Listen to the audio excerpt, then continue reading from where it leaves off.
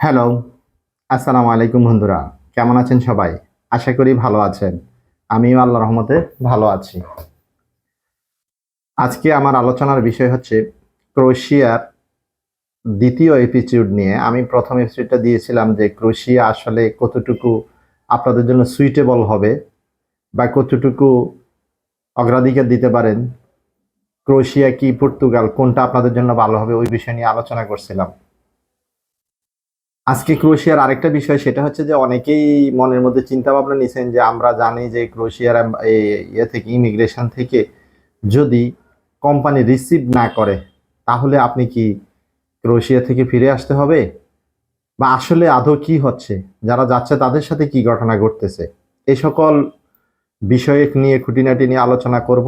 আলোচনা করার আগে আপনাদের কাছে আমার একটা অনুরোধ, যারা আমার চ্যানেলে নতুন প্লিজ আমার চ্যানেলটিকে সাবস্ক্রাইব করবেন, এবং যারা সাবস্ক্রাইব করেছেন তাদেরকে অলরেডি ধন্যবাদ জানাচ্ছি আমি, এবং আমার পূর্ববর্তী ভিডিওতে আমি ধন্যবাদ জানাইছি যারা আমার চ্যানেলটিকে সাবস্ক্রাইব করেছেন। যাই হোক, কথা দীর্ঘায়িত না করে আমি সামনে অগ্রসর হচ্ছি।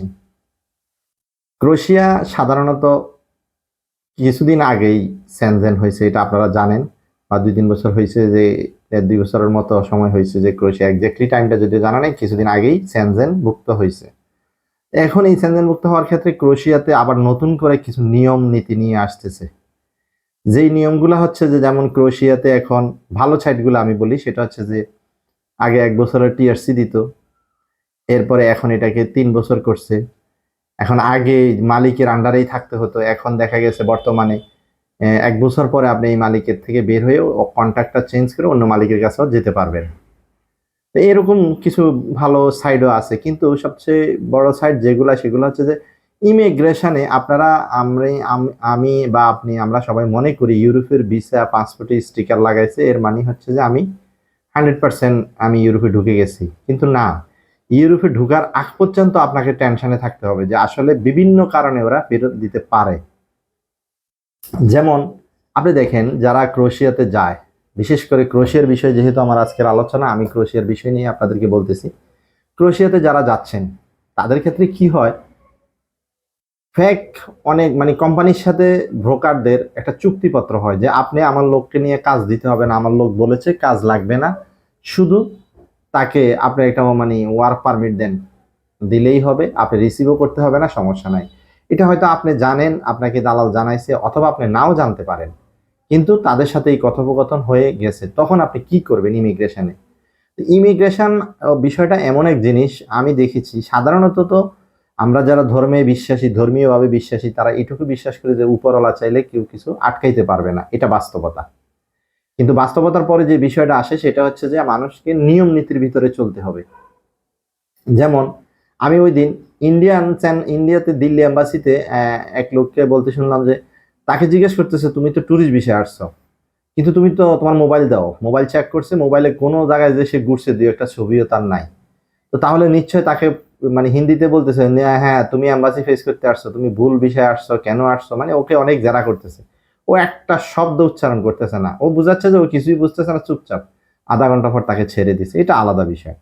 এখন ক্রোয়েশিয়াতে যে বিষয়গুলো হয় এটা হচ্ছে যে আপনাকে ইমিগ্রেশন অফিসার ঠুস করে জিজ্ঞেস করে ফেলবে তোমাকে কি কোম্পানি রিসিভ করবে। আপনি জানেন কোম্পানি রিসিভ করবে না, কিন্তু এরপর আপনি কি বলবেন, হ্যাঁ ইয়েস অবশ্যই অবশ্যই রিসিভ করবে, বা ও বাইরে আছে। আর যদি আপনি মানে খুব মানে ঘাবড়াই যাচ্ছেন, আপসেট হয়ে আছেন, মানে ওরা বুঝতে পারবে। ইমিগ্রেশন বিশ্বের সবচেয়ে ইন্টেলিজেন্ট যে বিষয় লোকগুলা থাকে তারা ইমিগ্রেশনেই চাকরি করে, এবং তাদেরকে ওইভাবেই ট্রেনিং দিয়ে গড়ায় উঠানো হয়। কারণ ইমিগ্রেশন পার হওয়া, একটা সন্ত্রাসী পার হইতে পারে, একটা ভালো মানুষ চলে যেতে পারে, মানে ইমিগ্রেশনের অফিসারগুলো অনেক চৌকুশ হয়ে থাকে, এটা আপনাদের মাথায় রাখতে হবে। এখন প্রশ্ন হচ্ছে যে যাই হোক, ইমিগ্রেশনে আমি আরো আপনাকে যদি বলে তো কম, আপনি যাওয়ার আগে লিস্ট ক্রোয়েশিয়ার যে কোম্পানিটা আপনাকে দিচ্ছে, তো এই কোম্পানিটা গুগলে সার্চ দিয়ে দেখবেন কোম্পানিটা কোথায় অবস্থিত, অথবা কোম্পানির ঠিকানা কোথায়, কোম্পানির মেইন মালিক কে, এই সমস্ত টুকিটাকি প্রশ্ন আপনাকে করতে পারে। এগুলা যাতে সদুত্তর দিতে পারেন, তবে আমি বলবো এটা ঘাবড়ানোর কিছু নাই। মেজরিটি মানে 2000-এ একজন বা দুইজনকে অনেক সময় ব্যাক করে দিতে পারে বা দিছে, এটাও আছে। কিন্তু বেশিরভাগদেরকেই এত যারা করে না, তবে টুকটাক প্রশ্ন করে, যে প্রশ্নগুলোর উত্তর আপনাকে অবশ্যই দিতে হবে ওদেরকে। এই প্রশ্নগুলোর উত্তর দিয়েই আপনাকে বের হতে হবে। এখন বের হলে নতুন ঝামেলা। অনেককে দেখি মানে দেখতেছি যে ক্রোয়েশিয়ার যেহেতু মালিক রিসিভ করে নাই, প্রথম দিন কি করবে, ও পার্কে অথবা কোথায় মানে কোন রকম রাত্রি যাপন করতেছে। আর যদি নিজস্ব আত্মীয় স্বজন থাকে তাহলে তো কথাই নাই, ওরা এয়ারপোর্টে থাকে, রিসিভ করে নিয়ে যায় পরবর্তীতে একটা। কিন্তু যাদের কেউ থাকে না তারা কি করবেন? কারণ সবাই প্রতি পরিবারের লোক তো আর ইউরোপে থাকে না।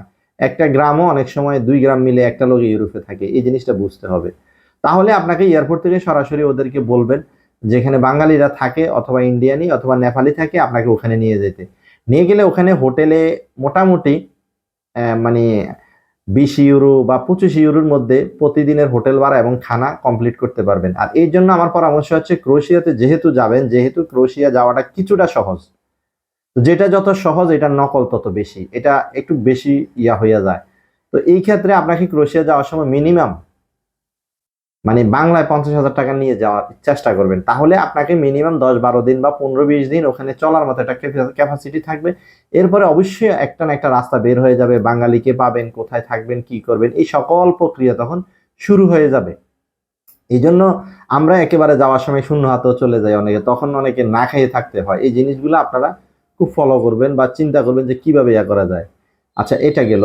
এরপরে ক্রোয়েশিয়ার ক্ষেত্রে সাধারণত যখনই আপনাদেরকে চুক্তিবদ্ধ করবে ক্রোয়েশিয়া নেওয়ার ব্যাপারে কোনো দালাল বা কোনো মধ্যস্থতাকারী, তখন আপনারা ওই কোম্পানি যখন বলবে যে ওয়ার্ক পারমিট আসছে, ওয়ার্ক পারমিটটা আপনারা গুগলে সার্চ দিবেন। সার্চ দিলে ওখানে কোম্পানির বিভিন্ন ডিটেলস পাবেন, আসলে কোম্পানিটা কতটুকু রিলায়েবল, এই জিনিসটা আপনি ফাইন্ড আউট করতে পারবেন। এই জন্য এই বিচক্ষণতা কিছু নিজেকেও রাখতে হবে। আপনাকে বলছে যে হাত বাইন্ধে সাগরে ফালাই দিবে, আপনি হ্যাঁ আমি সাগরে ডুব দিয়ে ওই দিক দিয়ে ইউরোপে উঠে যাবো, এভাবে না ভাই। কিছু জিনিস নিজেকে অবশ্যই রিসার্চ করতে হবে। আমার ইউটিউব চ্যানেলের বদৌলতে অনেক ভাই অনেক প্রশ্ন করে, কিছু প্রশ্নের জবাব তো আমি নিজেও জানি না, বাস্তবতা যেটা। কারণ সবাই সব প্রশ্ন, সবাই সব সমস্যার সম্মুখীন হয় না। যারা হচ্ছে তারাই বুঝতেছে যে ওই সমস্যাটা সলভ কিভাবে করবে।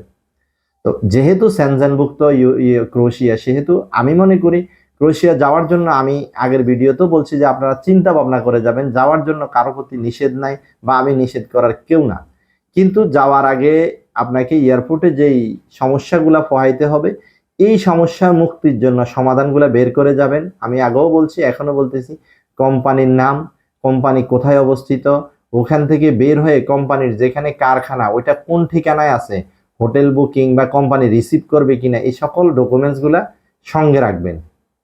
আর যারা যাবেন মানে রোমানিয়ার মতো গিয়েই ক্রোয়েশিয়া থেকে 2-4 দিন অধৈর্য হয়ে অন্য দেশে চলে যায়েন না। কারণ বৈধভাবে এত টাকা খরচ করে অন্য দেশে যাই অবৈধ হয়ে জীবনযাপন করাটা কোনো মানসিক মানে সুস্থ মানুষের কাজ আমি মনে করি না। এদিক থেকে বাংলাদেশে কেউ অসুস্থ হয়ে মারা গেলেও আপনাকে আর আসতে দেওয়া হবে না। তো সেই জন্য প্রথমে কম বেতনে চাকরি করলেও আপনার যখন টিআরসি বা পরবর্তীতে পিআর হয়ে যাবে, তখন যে আপনি মনে করেন মুভ করতে পারবেন, আপনার তখন আর সমস্যা হবে না। এই জিনিসগুলো আপনাদেরকে মাথায় রাখতে হবে। তবে এই কথাটা মনে রাখবেন যে ভিসা এখনো যে বলতেছে বাংলাদেশ থেকে বাংলাদেশে এম্বাসি আসছে, হ্যাঁ এটা শুনতেছি, আমিও দেখতেছি, খবরে দেখতেছি। আমি তো আর এম্বাসি ফেস করি নাই, তাহলে আমি আপনাদেরকে 100% বলতাম যে হ্যাঁ ভাই ওকে এম্বাসি এসে গেছে এখানে। কিন্তু আসলেও আপনাকে এই জিনিসটা মাথায় রাখতে হবে, একটা এম্বাসি প্রতিষ্ঠিত হওয়ার পর এটার পিছনে সকল আপনারা নতুন যারা কাগজপত্র জমা দিয়েছেন তাদের ভিসার রেশিও কি হবে না হবে, টাকার পরিমাণ কেমন হবে, এই জিনিস চতুর্দিক ভাববেন। ক্রোয়েশিয়ার সবচেয়ে বড় যে সমস্যাটা এখন ফেস করতেছে এটা হচ্ছে ওখানকার স্থানীয় লোকদের সাথে বাংলাদেশের কন্ট্যাক্ট করে মানে কোনো কাজ নাই, কিছু নাই। আপনি যদি মনে করেন আপনি যাই এই ইউরোপ মানে ক্রোয়েশিয়া ঢুকেই আপনি বাংলাদেশে 50-60 হাজার 1 লাখ টাকা করে পাঠাবেন, তাহলে আপনার জন্য ক্রোয়েশিয়া না। ক্রোয়েশিয়া যাওয়া হচ্ছে আপনি সেনজেনভুক্ত দেশে অন্তর্ভুক্ত হইলেন, একদিন না একদিন আপনি ফাইনালি পার্মানেন্ট রেসিডেন্ট নিতে পারবেন। এই চিন্তাধারা নিয়ে যদি যাইতে পারেন তাহলে ক্রোয়েশিয়া যাওয়া আপনাদের জন্য সমস্যা নাই। যেহেতু বর্তমানে বাংলাদেশে এম্বাসি আসছে বলতেছে শুনতেছি, যদি ঠিকই কার্যক্রম চালু হয় তাহলে আপনি ক্রোয়েশিয়াটা অবশ্যই ট্রাই করতে পারেন। কেননা পর্তুগাল হইলে আপনাকে ইন্ডিয়া যেতে হবে, ইন্ডিয়ান ভিসার জটিলতা অনেক বেশি। ইন্ডিয়ান ভিসার জটিলতার পরে যেই সমস্যা সেটা হচ্ছে পর্তুগাল এম্বাসিতে মানে বিএসএফ গ্লোবালে আপনাকে পর্তুগাল এম্বাসির জন্য ডেট নেওয়াটা সেটা আরো সো টাফ। এরপরে আপনি ফিঙ্গার দিয়ে আসার পরে ব্রোকাররা পর্তুগালের ভিসার জন্য পাসপোর্ট নিয়ে যায়, ওই পাসপোর্টে কি অরিজিনাল দিচ্ছে না ডুপ্লি ভিসা দিচ্ছে সেটা ধরতে পারবেন না। তাহলে সেই ক্ষেত্রে আপনাকে ক্রোয়েশিয়াটা মোটামুটি আমি পজিটিভ দেখি।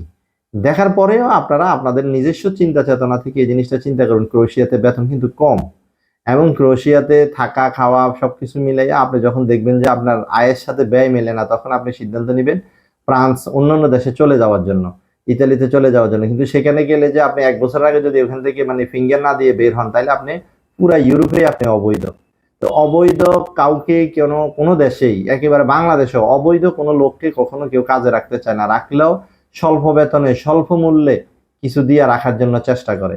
এই জন্য আমি আপনাদের কাছে পরামর্শ দিব, আপনারা যারা ক্রোয়েশিয়ার জন্য ফাইল জমা দিচ্ছেন বা জমা দেওয়ার জন্য প্রস্তুতি নিচ্ছেন, এটা ভালো, কারণ বর্তমানে ইউরোপের অধিকাংশ দেশে বন্ধ। ক্রোয়েশিয়া, পর্তুগাল, রোমানিয়াও এত ভিসা হচ্ছে না, পোল্যান্ড তো হয় না বললেই চলে, আর অন্যান্য দেশগুলো তো তেমন নাই।